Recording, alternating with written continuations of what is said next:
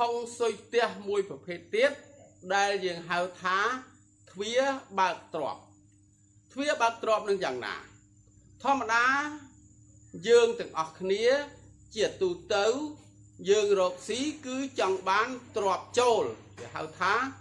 ឲ្យមានចំណូលបាទ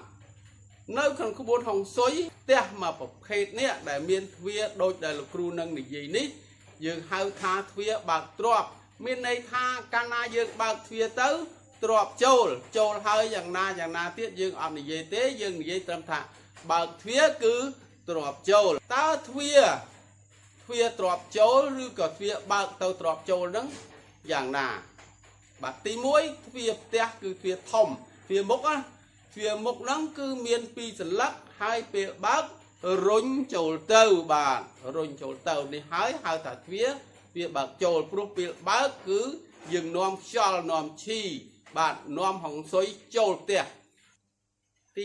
2ទ្វារក្រោយបាទទ្វារក្រោយតោងចែកទ្វារតូចមួយសន្លឹកពេលបើកគឺរុញទៅក្រោយបើករុញចេញគឺ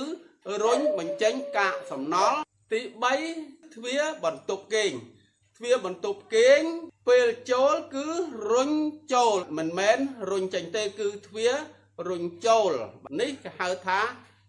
ទ្វារទ្រាប់ចូលបាទទី4គឺទ្វារបន្ទប់ទឹកទ្វារបន្ទប់ទឹកគប្បីជាទ្វារដែលរុញចូលយើងសរុបសេចក្តីមកទ្វារទ្រាប់ចូលនោះ